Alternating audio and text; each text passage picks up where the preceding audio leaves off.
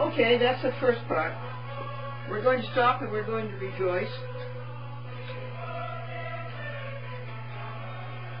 And you're making believe that you are three judges, one of three judges, on the appellate term of the Supreme Court of the state of New York. And you're making believe it's Valentine's Day, and you're making believe that Glendora, the appellant plaintiff, remand victor, second appeal, is standing before you.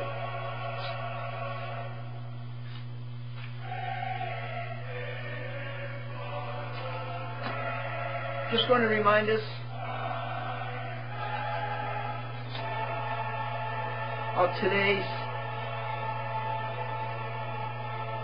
pure thought. Keep your thought in heaven, the things in heaven. Do not keep your thought on the things in this world today. Well, isn't that contradictory to what I'm doing? I think maybe it is. And I think maybe we're going to have to stop this. But at the same time, the things in heaven are good. And here we were on earth, facing evil, but putting good in front of it. So to me, this is an enigma. It's a dichotomy. It's a paradox. It's a dilemma. One way out is just as bad as the other. But we're going to have to resolve this, and I'm pretty sure that you and God and I are going to resolve it. So that's our pure thought. No, I don't really care much about $3,000, and if I got it, I'd give it away quickly. But I do care for the courts doing justice, which we don't have. Courts are totally depraved and totally corrupt. Okay, that's our pure thought.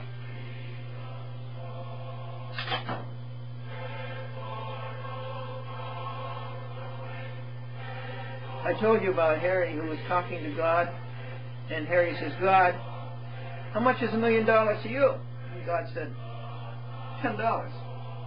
And Harry says, well, God, how long is 1,000,000 years to you? And God said, 1 second. And Harry says, God, would you loan me $10? And God said, certainly, just a second.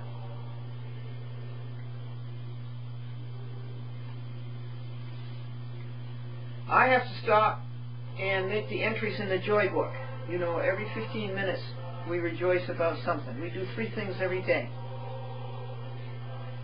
We get up and the first thing we do is the devotions. Read the Bible, read the meditation on it, say a prayer for you, that you be 100% happy, and sing a hymn.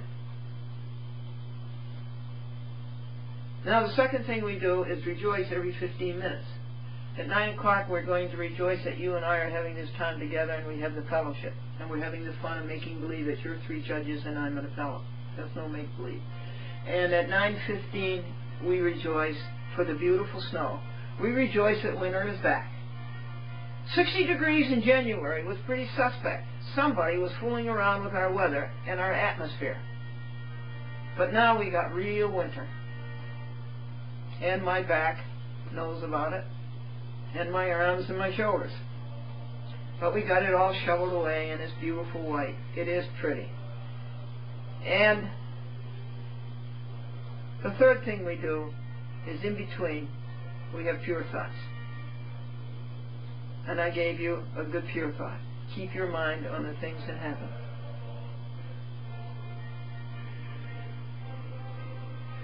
And you don't store up treasures on earth where moths come in and attack it, and where rust comes in and changes it, and where thieves come in and steal it.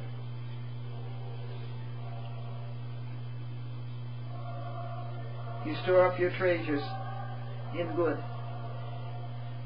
So maybe an answer to this paradox that we were just talking about, maybe an answer to that is Overcome evil with good.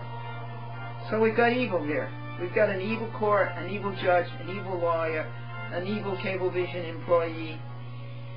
How do we overcome the evil in these people? By doing good. You just go out and do more good. All day long you spread cheer and goodwill. You overcome evil with good. I guess that's the answer. So I've got to make the entries in the joy book. I'll be right back.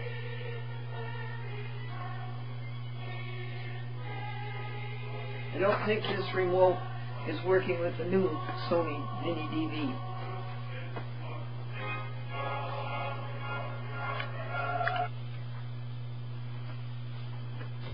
Well now, judges, Rudolph, Tannenbaum, and LaCava, the remand came in and the reversal on November of 2003. And Judge Peter Lane of the City Court of the City of Rye called a conference for January 29, 2004. Unfortunately, he changed the date of the conference to January 30th, 2004, and that was pretty upsetting. And during the time between the remand and this conference, Glendora started making applications to the court because she wanted to keep the litigation on track, and she knew fully well that the lawyer Callaghy was being paid to obfuscate, to adumbrate, and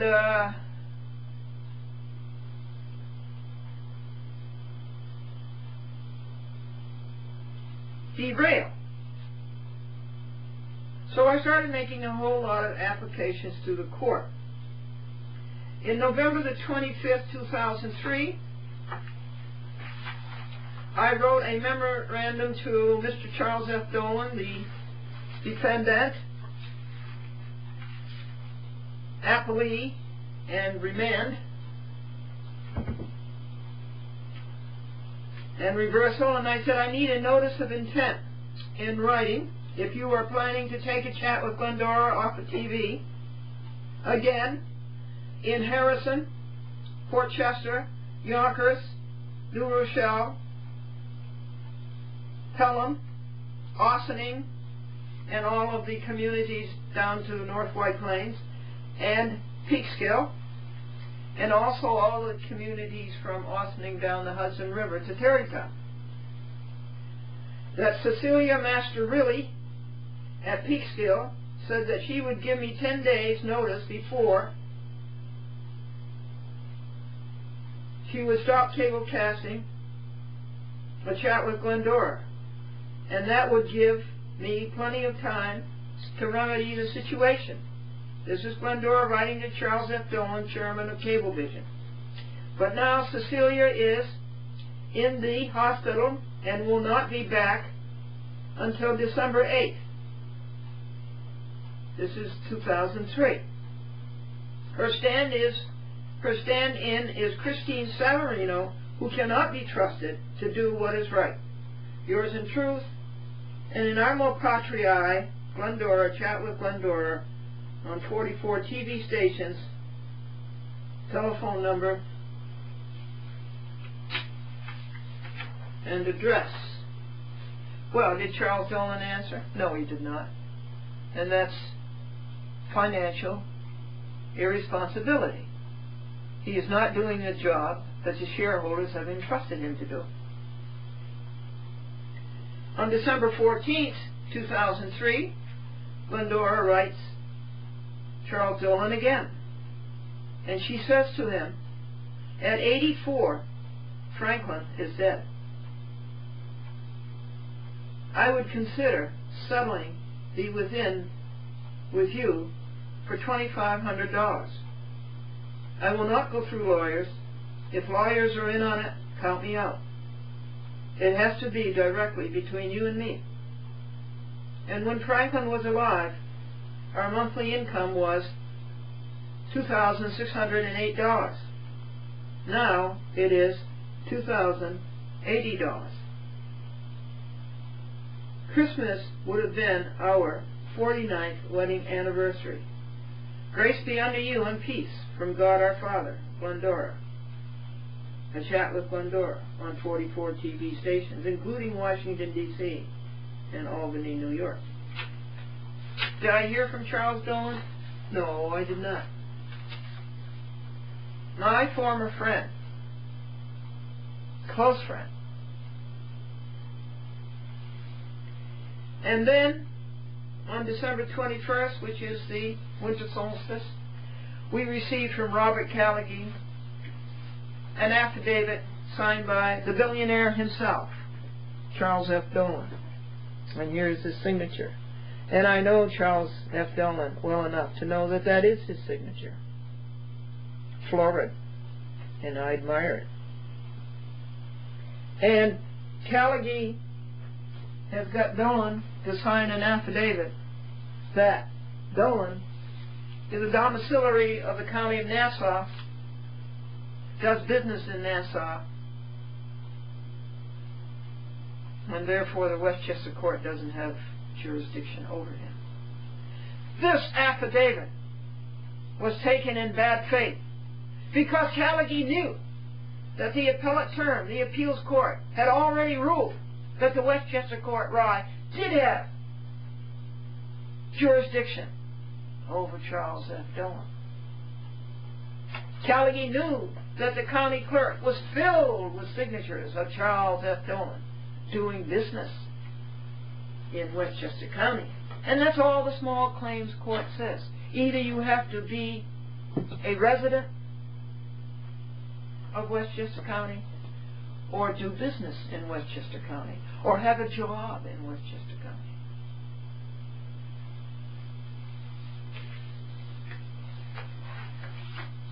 The next memorandum Glendora writes to the court is Glendora memorandum that this court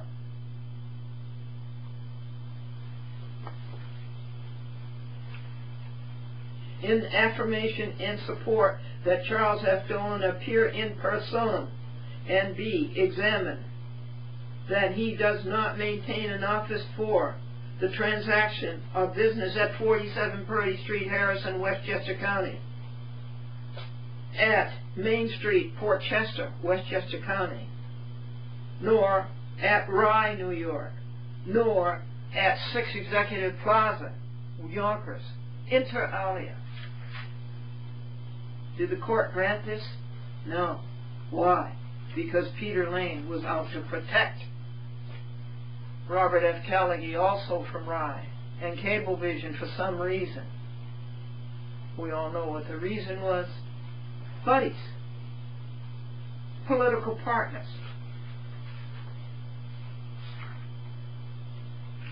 Did anybody answer this memorandum? No. Did they run away? Yes.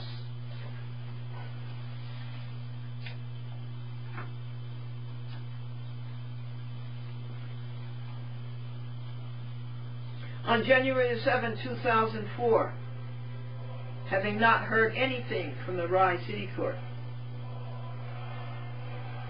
Also, I wrote a demand for intent. I said to the Rye City Court, I want you to tell me what your intent is on January the 30th. And I want Callaghan to tell me what his intent is on January 30th. And I want you, Charles Dolan, to tell me what your intent is on January 30th conference. Did I hear from any of them? No, I did not. So on January the 7th, 2004, judges, remember now, you're making me believe that you're 3 judges. One of 3 judges. Dear Rye Court, why are you autistic? I apply for what I want, and I don't hear anything from you. Remember, I have about 10 monitors coming with me to court, and I don't want any backstage conferences or sidebars or ex parte whispers. I want everything to be in sunshine before the public. These are the public's courts. They do not belong to insiders. The public has a right to know, so speak to me. Then I told him a joke. The teacher said for every student who has a spark of genius, there are 10 others with ignition problems. Thank you, and keep the courage flaming. Yours in truth, Glendora. All right, folks, now I'm ready. Excuse me, you're judges. Excuse me. All right, judges, now I'm ready to tell you what happened to at that conference on January 30th. It was -2 degrees. And my friend, Walt Balfour, who lives in Chatham and is the former principal of the elementary schools there, got up at 4 o'clock, 5 o'clock, and came to my house and drove me to Rye. We went down to Taconic. We stopped at Sanfordville. And Bruce Bergman didn't feel like going. It was -2 degrees. Then we got to Rye. And I had written a opening statement, and Peter Lane took it and went into his chambers and read it. Calighi did not appear. He sent an underling, Laura McQuaid, and poor Laura McQuaid, this was her first job out of law school, and they take these young people and they work their skin, their fingers to the bone, and then they dump them after a year. I always feel sorry for them, but at the same time, they are doing evil, and they have to be corrected. So she came, and the first thing she wants to do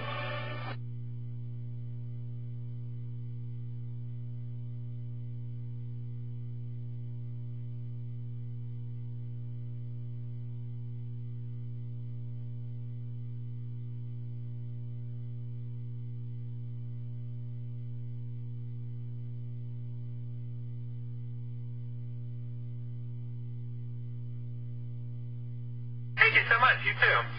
And what do you get when you cross a goat with an owl? Cross a goat with an owl? I don't know. What do you get? A hootenanny. Temperature's pretty good. Must be close to 30. And we have 2-3 feet of snow. Isn't that nice to have winter back? I'm making believe that you are a justice of the Supreme Court of the state of New York, and you were on the appellate term.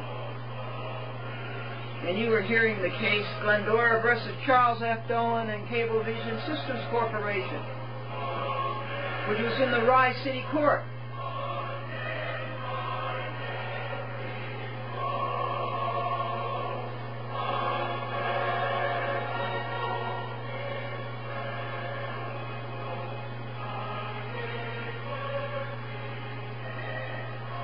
Don't you wish that were true? And we have done 1 hour on this, 2 half-hour programs. This is the third. And where did we leave off? Oh yes, Peter Lane called a conference. I won the case in the appeals court. The appeals court told Peter Lane in the Rye City Court to reverse his decision, and so they remanded it to him. All right, so we had a conference on January the 30th. I went there to get the $3,000, but instead of getting the $3,000, I'm given a trial date. But at that conference, this Laura McQuaid, that Sadly Stevens, Burke and Burke, they're slaves for the year, sent up to White Plains. And she started to talk about the affidavit signed by Charles Dolan that he was a domiciliary of the Nassau County and that he did business in Nassau County.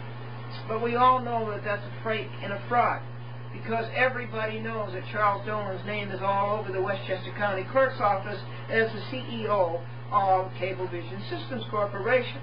So the thing was done in bad faith by the lawyer, the thing was done in bad faith by Lane, the thing was done in bad faith by this McQuaid, And the thing was done in bad faith by Charles Dolan himself, although he probably doesn't understand. He just pays for it. And so McQuaid brought up this affidavit and said that she wanted to make a motion that Charles Dolan was free of jurisdiction of Westchester County. And Peter Lane said something about a motion had to be in writing. Well, here we are back to the small claims violation. And small claims is not about motion practice. Small claims, if you come to the court when the summons says there's a claim against you, you set a date for the trial, you come to the court the second time and the last time.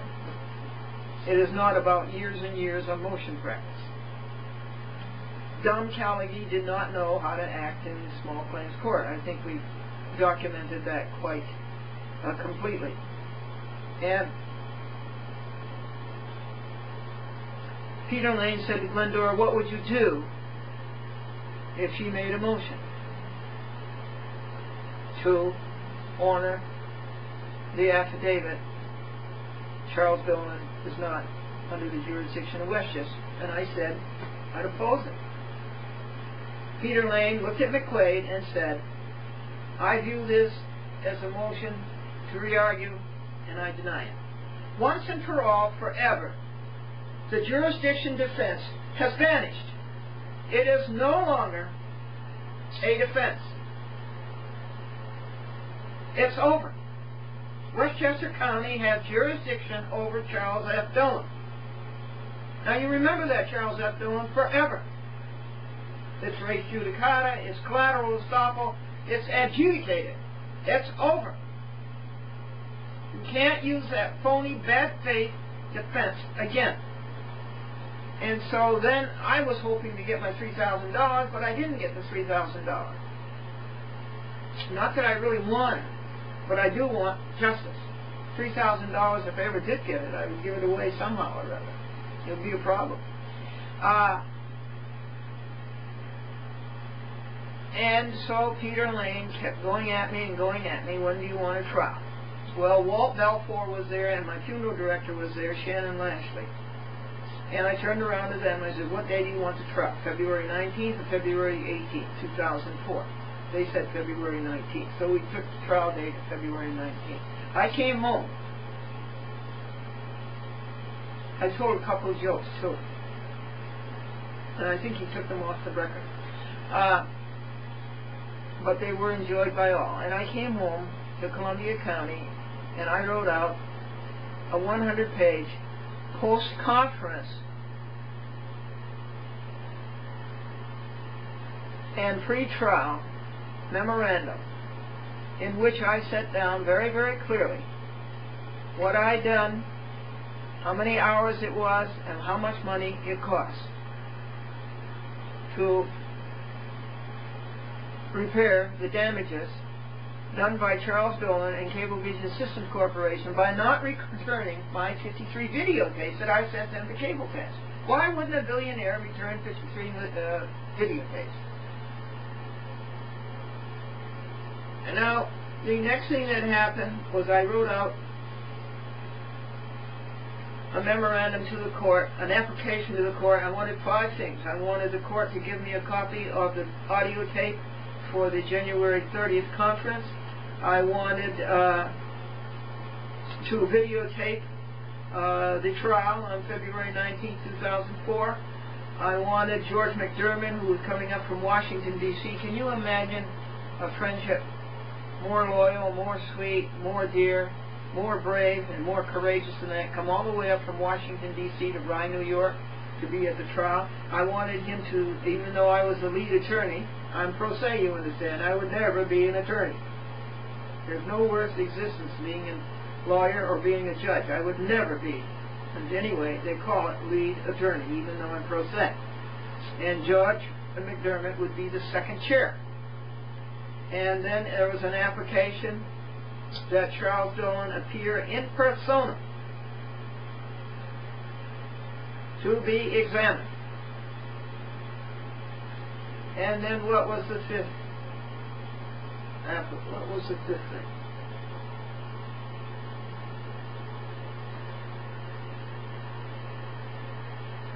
I told him that I was having monitors come, and the monitors for the trial, who they were, so that I would have a witness as to what happened at trial. And there was a fifth thing. I asked, I can't remember 50. I had to look it up in the file, and I just put the file away. So, Peter Lane scurried around. He got Callagy on the phone. He got Glendora on the phone. Callagy coming from Manhattan. Maybe he was coming from Rye, where he lives and where Peter Lane lives. And he scurried around and got me on the phone, and then we had a telephone conference. And he said yes, that I could have an audio tape of the conference of January the 30th. About George McDermott, he said yes. About the Glendora's witnesses, he says, who are these people? Are they lawyers or are they real people? Kind of a funny joke, isn't it? And about videotaping the trial, he said no. This, of course, is rank anti-constitutionalism. The courts belong to the public. The public has a right to see what's going on in the courts. And so he was wrong to deny that. And about Charles Dolan being subpoenaed to be in court in personam and to be examined by me, he said, we don't want that. And Callagy echoed, no, we don't want that. It all sounded to me like it was ex parte pre-rehearsed. And so that's it. And now I start preparing for the trial, which is going to be February the 19th, 2006. George McDermott did drive all the way up from Washington, D.C. The monitors that I had were Florence Odell and Megan Odell and Dick, a former Marine, ex-United States Marine, and his wife. His wife is Florence. It was Linda Odell and Megan Odell, Dick and Florence, and George McDermott. Those were the 5 witnesses I had to the trial, not to participate in the trial, but just to witness what was going on.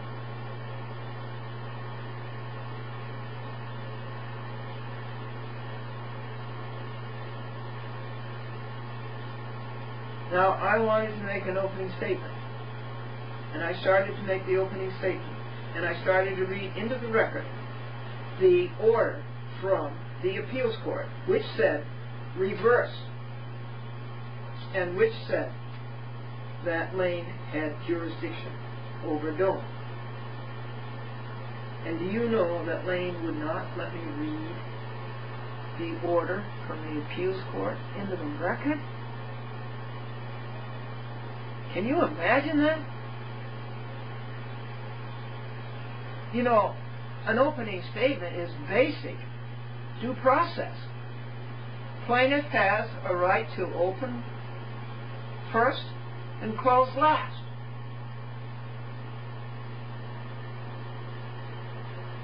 So now you raise questions from CPLR, Civil Practice Laws and Rules of the State of New York, as to